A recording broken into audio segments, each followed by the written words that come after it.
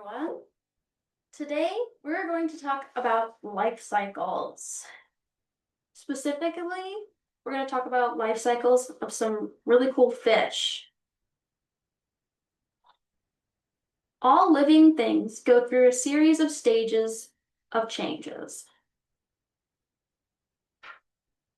We go from birth to growth to reproduction to death, and then back again. This happens over and over and over and over. That's how species reproduce. Here is an example. It's the life cycle of a frog. It goes from eggs to embryos to tadpoles with 2 legs to tadpoles with 4 legs to a frog. And then that frog will go on to lay eggs, and the cycle will go all over again. Reproduction and offspring. Reproduction is when living things make offspring. Offspring are the children or young of a living thing. But not all living things go through the exact same changes. Some animals have lots of offspring, like a opossum or dogs. They usually have more than 1 offspring, and some only have 1 or 2, like horses or elephants or even whales. Chipwom and cockatoo lay a lot of eggs. Chipwom and cockatoo are the fish we are going to be discussing today. Chipwom and cockatoo are endemic. Endemic means they were only found in 1 place in the world. That's pretty crazy. There's not a lot of species that are endemic. Another would be an axolotl. They only live in 1 lake in Mexico.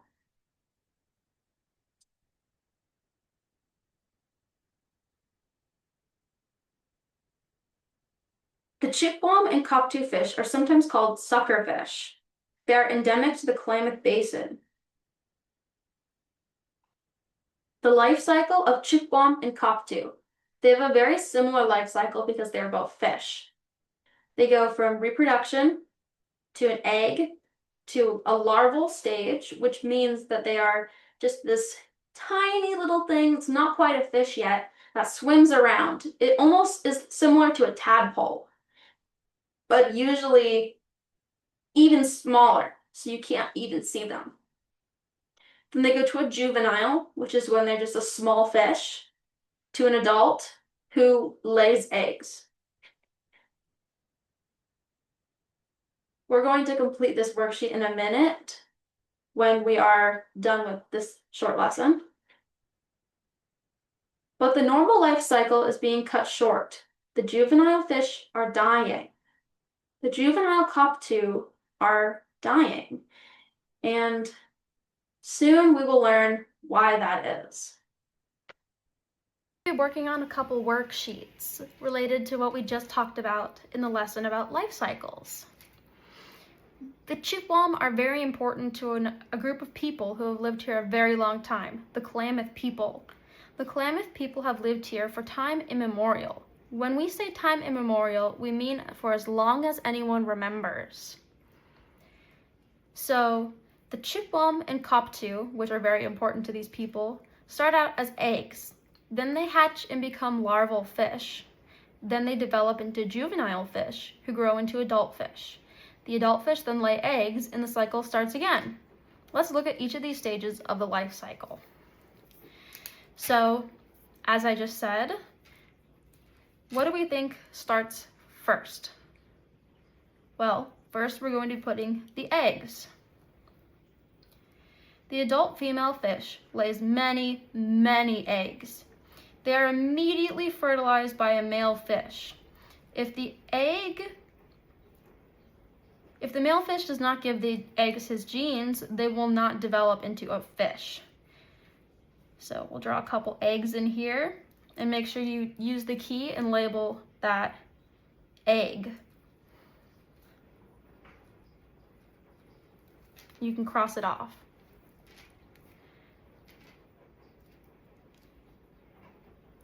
Next, the eggs grow into a larval fish. At this stage, the yolk sac from the egg stays attached. So the larval fish is using the yolk for nutrition. So we'll draw a little fish in here. He's a very small fish, doesn't really super look like a fish yet. And then we'll draw the fact that he's still attached to his little egg yolk sac, which kind of just looks like a little bubble around him. So he's still got that little yolk sac attached to him. He's just a little baby fish. And there's maybe a couple of these. You can draw as many as you like. I'm only going to draw 2. Here's another little fish with his little yolk sac. There. You can even draw little fins on them if you'd like.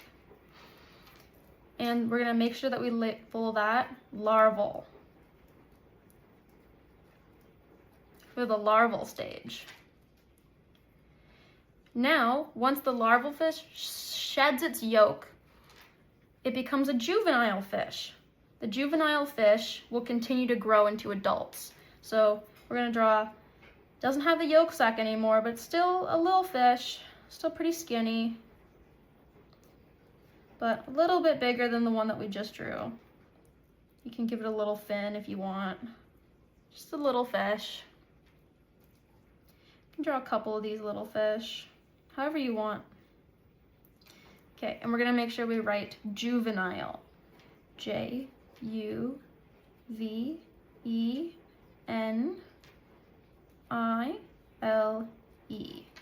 It's a little bit hard to spell. Now the fish is going to grow into an adult. The adult fish can then reproduce. So we'll draw the fish. Now this fish is going to be way bigger than the other fish we drew because this one's an adult now. Make sure we got the little head, the tail. These ones have little fins, big eyes. Here's our adult fish. A-D-U-L-T, the adult.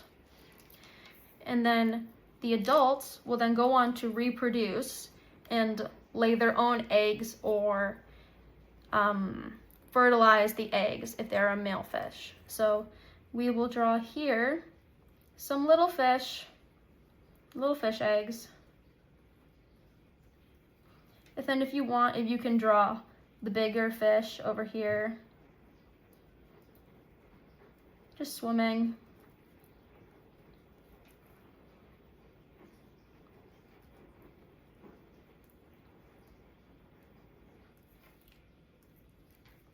And we'll label that reproduction.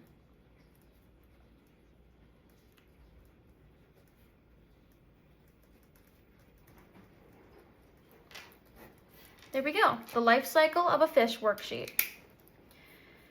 Now, we're going to move on to a fishy hypothesis. Over the past 30 to 40 years, the chipwam and cockatoo haven't been able to complete their life cycles. The juvenile fish are dying because the Klamath Lake is so dirty. The dirty water is bad for the adult fish too, but the younger fish are more vulnerable, and the Klamath tribes are very worried. So, we're going to write some hypotheses. Now, a hypothesis is an educated guess about what will happen when a change occurs. We are going to make a hypothesis about the problem of the unhealthy lake. What do you think will happen to the chipwam and cockatoo fish when they aren't able to complete their life cycle? Now, you already have some sentence starters here. I hypothesize that when the fish can't complete their life cycle, this will happen to the cockatoo and chipwam. So you can write, I hypothesize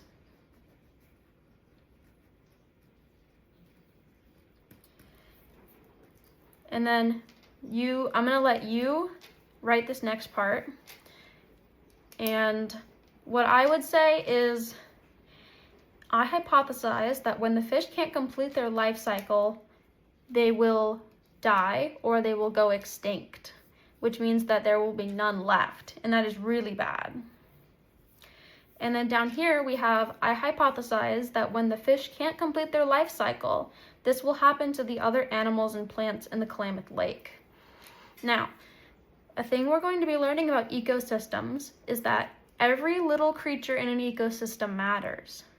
So, when the fish can't complete their life cycle, what do you think will happen to the other animals and plants? Well, the fish probably eat bugs, and if they're suckerfish, they eat algae. So, you could guess that maybe there will be more algae, which can help pollute the water even more. So, we'll learn more about that just in a minute in the next part of the lesson. Do you know what an environment is?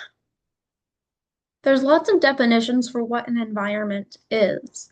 The most common one is the surroundings or conditions in which a person, animal, or plant lives. There are a lot of examples all around of an environment. The trees you see outside, the dirt. An environment is even your school. Now, I want you to think about something interesting. We're going to use the school environment as an example. If you're in school and suddenly you don't have any books anymore, what happens? School becomes pretty hard. You don't have the materials you need to learn. Say you go to school and all your chairs are gone. Well, that's a problem too. Another example I have is these are my pet fish, Goggles and Bug. If their tank had no water anymore, what would happen? Well, they wouldn't be able to thrive and survive. So I have to keep a close eye on them to make sure that their tank water is good, that their rocks and sand are all neat and tidy and not dirty. And I have to make sure that I feed them every day.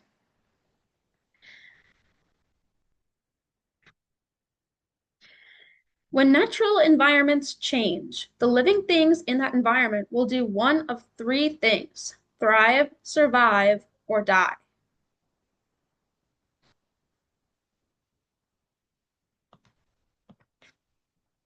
Apologies. In the Klamath Basin has not always looked the way it does now.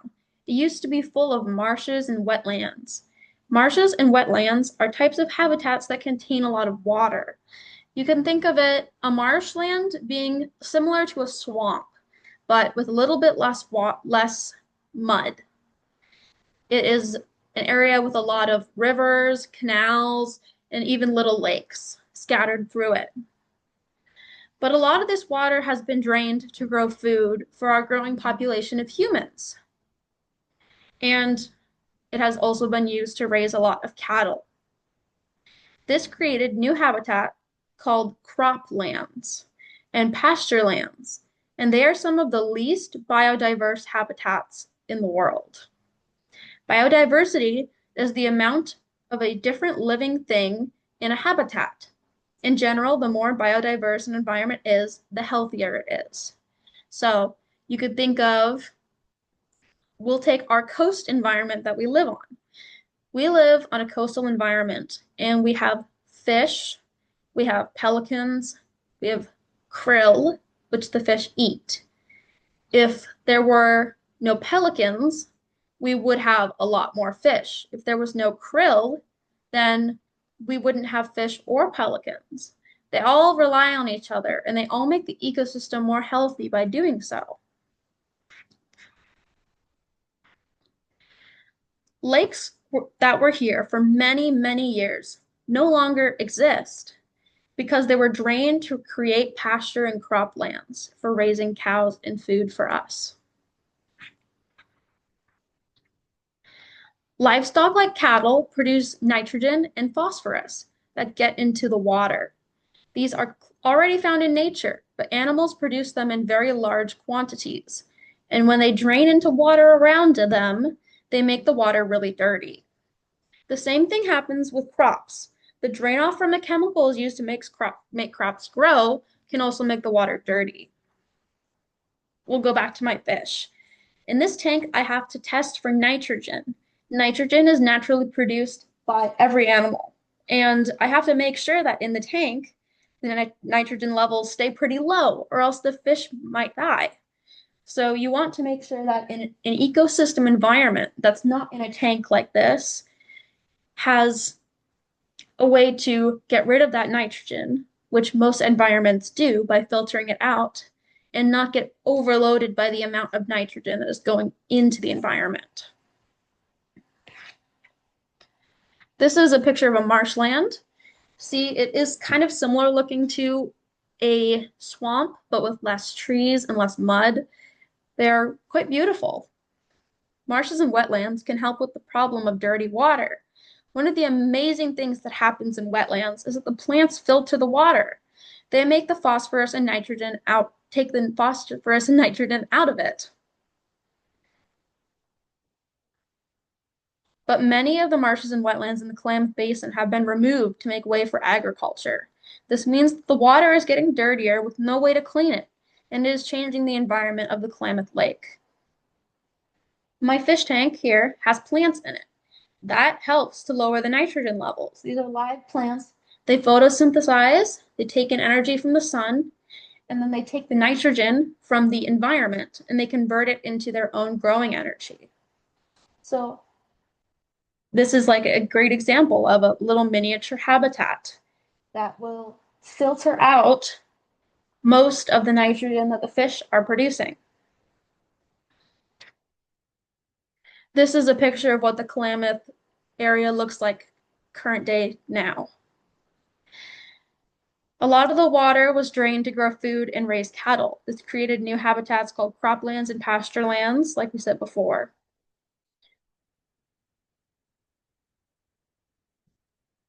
These changes in the habitat of the Klamath Basin have changed the environment that many living things reside in. The environment is all the living and non-living things that make up a space around you. So, for example, that would be in your house, you have the wooden walls, you have the tables and chairs. You also may have some house plants or people like your family. Though that is an environment. An environment could be right outside your door. You have worms in the ground, trees all around. There are environments all around you. The environment of the Klamath Lake has changed a lot since the habitats surrounding it have changed. And these changes have been hard on many living things.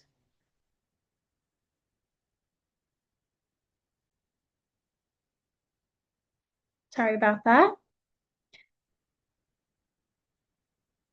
The environment of the Klamath Lake has changed a lot since the habitats surrounding it have changed, and these changes have been hard on many living things. When an environment changes drastically, some living things will thrive and do better. Some will survive and some will die. Let's look at the examples of each of the Klamath Basin. Who thrives in this warmer lake with low oxygen levels and dirtier water? There has to be something that thrives, so what is it? Who thrives? Blue and green algae thrives. Blue-green algae does well in the new conditions. The warm, dirty water is the perfect place for it to thrive. The phosphorus in the water from the croplands and pastureland around the lake is food for the algae. The lower water levels make the water the perfect temperature for algae to grow. Next, let's look at, well, here's another one who thrives. The fathead minnows. The fathead minnows are not naturally found in the Klamath Lake. However, they do quite well in the new environment. They tolerate warmer water and lower levels of oxygen that are found in the Klamath Lake in the summer. Next, let's see who only survives. So there's the ones that thrive, that do really good, and then these are the ones who just survive. Rainbow trout survive. The red band or rainbow trout are native to the Klamath Lake, are surviving. They are nowhere as numerous as the fathead minnows, but they are still able to reproduce successfully. American white pelicans survive. The American white pelicans that long used the Klamath Basin marshes as a resting point on their migration path still stop here, but there are not nearly as many of them as there used to be. Some plants and wild animals die in this new environment. Who dies? Wolcus dies. Wolcus is a yellow water lily that used to be all over the marshes of the Klamath Basin. When they were drained, the wolcus began to die. The wolcus are a very important part of the Klamath people's diet. The cheekbomb and cockatoo die. The cheekbomb and the cockatoo, who only live in the Klamath Basin, die.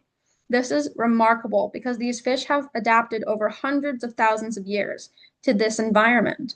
And in just over 100 years, they are nearly extinct. Extinct means that they will no longer be found in nature anywhere.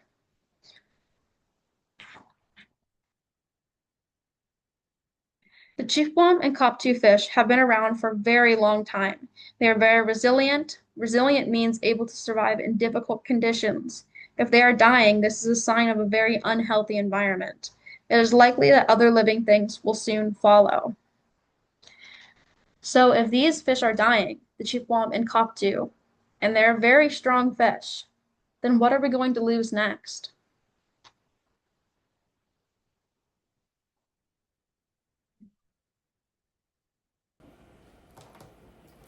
All right, after that section called Survive, Thrive, or Die, we're going to be working through one of the worksheets.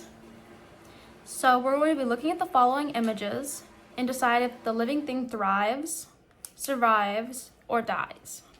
And then we're going to give a little explanation of why we think that. So this first one is circled for us, the blue-green algae. If you remember from the video, we said that this organism thrives because it can survive in the hot environment.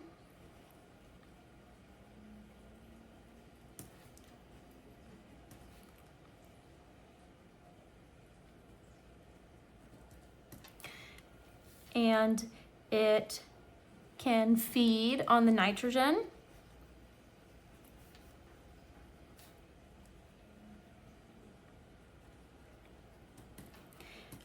And there are some other reasons, but I'll let you fill those in. These are just a couple of them. The next one is the American white pelican. Now I'll give you a second to try and remember what that one does.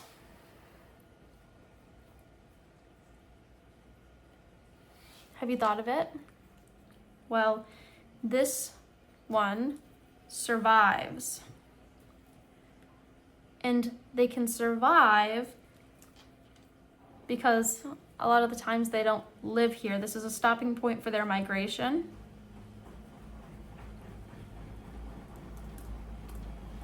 And although it is not great that this is what the environment has come to, they can still survive. Now, the next ones we'll go through are the fathead minnow. Does anyone remember the fathead minnow? This one thrives. Because of the conditions of the water, it actually does really well. It can withstand hot water.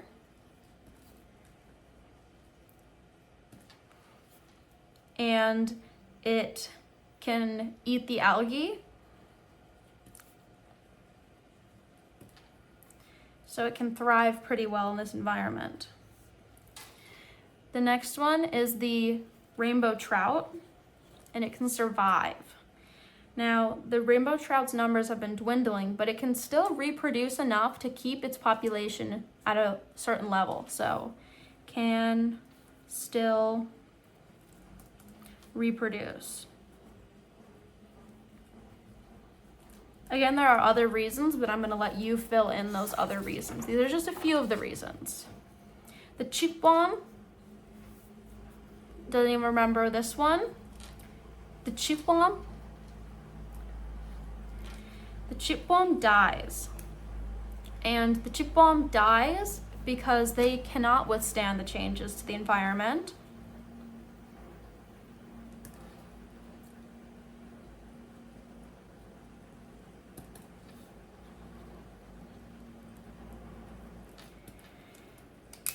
And they cannot reproduce because a lot of their young are dying early. finally, the Wocus. And the Wocus does die because of the drained water levels. Finally, I'm going to let you do this page on your own, but I will read you the instructions. The chipwam and koptu are dying. Why is this important? What else might be affected by these fish dying out? If chipwam and koptu are very resilient fish, what does it mean that they are dying? I'll let you guys do this page on your own.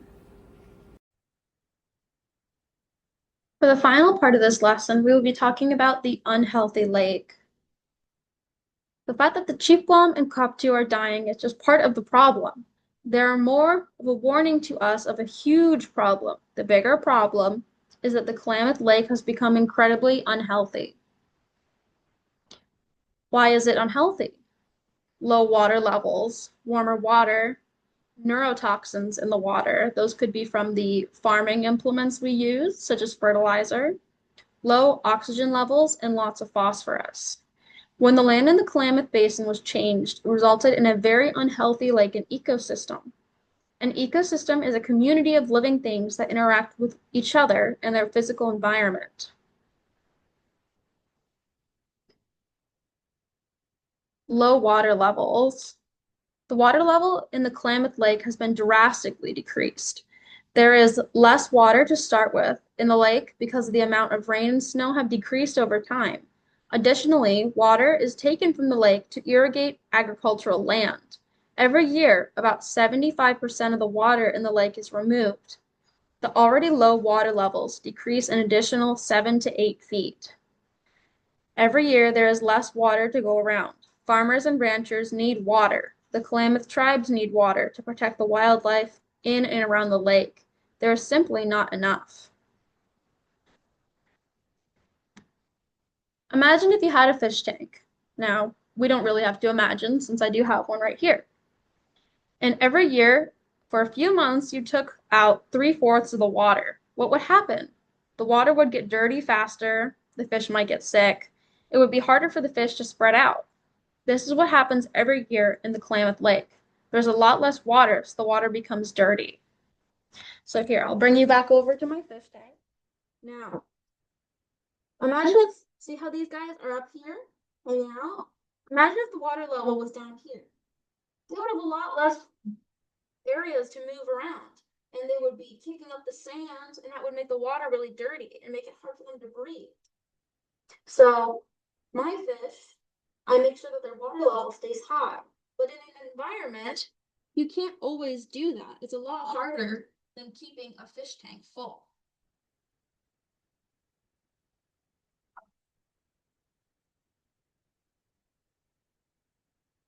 Warmer water. Less water means the lake will heat up more quickly as days get warmer. Because the water level is so low, it takes a lot less heat for it to warm up. And that can become a really big problem for the fish. The warmer water makes a nice home for blue-green algae. Blue-green algae is okay in small quantities, but too much of it makes the lake unhealthy. When the algae dies, it is decomposed by bacteria. Decomposed means broken down. Like when plants die, they slowly get turned back into soil. But when algae dies, the bacteria breaking it down makes neurotoxins. And those are really bad for fish and things that live in lakes. Neurotoxins are chemicals that are harmful. When they are in the lake, they make it really unsafe for people and animals. The neurotoxins in the lake come from blue-green algae being broken down. Besides producing neurotoxins, the bacteria that break down blue-green algae use a lot of oxygen in the process. This decreases the amount of oxygen in the lake. Without oxygen, some of the fish and water insects living there suffocate and die. Imagine being in an underground room, and the air from outside was cut off. Eventually, it would become harder and harder to breathe. This is what it's like for fish and underwater insects.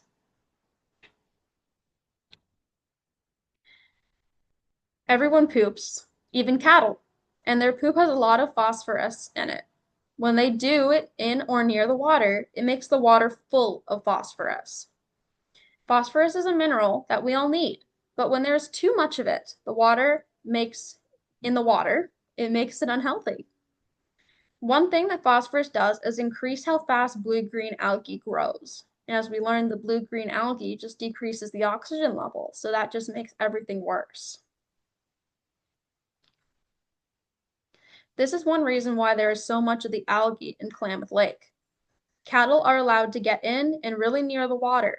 This increases the amount of phosphorus in the water and the amount of blue-green algae, and the breakdown of that algae uses the oxygen in the water. Why is the Klamath Lake unhealthy? Low water levels, warm water, neurotoxins, low oxygen levels, lots of phosphorus. And now we're going to work on the point of view worksheet.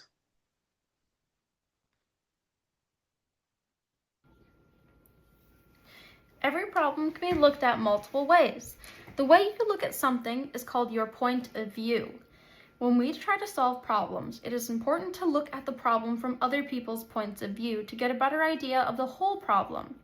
Look at the picture of the fish below. All three images are the same fish, but they look very different.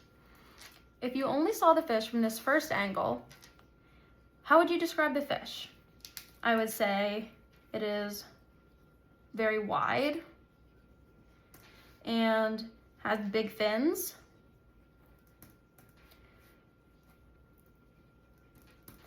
Now, if you only saw it from this one, how would you describe the fish?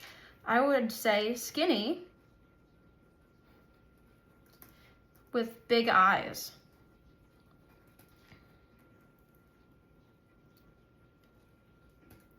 And then if you only saw it from the third one, how would you describe it then? Well, I would probably say it has pretty large mouth and eyes and big fins. When you look at the fish from all points of view, you notice that he is broad but skinny, not very tall. His eyes bulge and he has 6 fins. He has scales and gills. Now for this part of the assignment, you guys are going to work on your own. So you're going to think about the problem of the unhealthy lake and fill out the worksheet from the point of view of the group you choose. Some groups you could choose are farmers in the area, you could choose the Klamath people trying to protect the fish, or you could even choose people trying to go to the lake to just swim, because the water is not very healthy right now and it's not very healthy to fish or people. So you can pick your point of view, then you'll answer the questions: what happens to this group if nothing changes? What is the possible solution? What would the result of the solution be? And who is affected by this solution?